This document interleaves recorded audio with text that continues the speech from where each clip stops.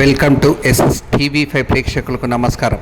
శివంపేట మండలంలోని రత్నాపూర్ పాఠశాలలో పనిచేసినటువంటి ఉపాధ్యాయులు ఇటీవల జరిగిన బదిలీలో వారు ఈ పాఠశాలను వదిలి వెళ్తున్న క్రమంలో 13 ఏళ్లుగా పనిచేస్తున్న ఉపాధ్యాయులు ఒక్కసారిగా బదిలీ కావడంతో 13 ఏళ్లుగా ఒకే స్కూల్లో విద్యార్థుల మధ్యలో ఉండి చదువును చెబుతూ తన ప్రేమను పంచిన ఉపాధ్యాయురాలు తమని విడిచి వెళ్తున్నామంటే తమ దుఃఖాన్ని కడుపులో ఉంచుకోలేక విద్యార్థులు టీచర్ని చుట్టుముట్టి ఇన్నేళ్లు మా వద్ద ఉండి చదువుతో పాటు ఆప్యాయతను పంచిన నీవు వెళ్తుంటే మా మనసులు ఊరుకోవడం లేదంటూ చిన్నారులు కన్నీరు కారుస్తుంటే చిన్నారుల కన్నీటిని చూసిన ఉపాధ్యాయురాలు శాతం కన్నీరు పెట్టారు.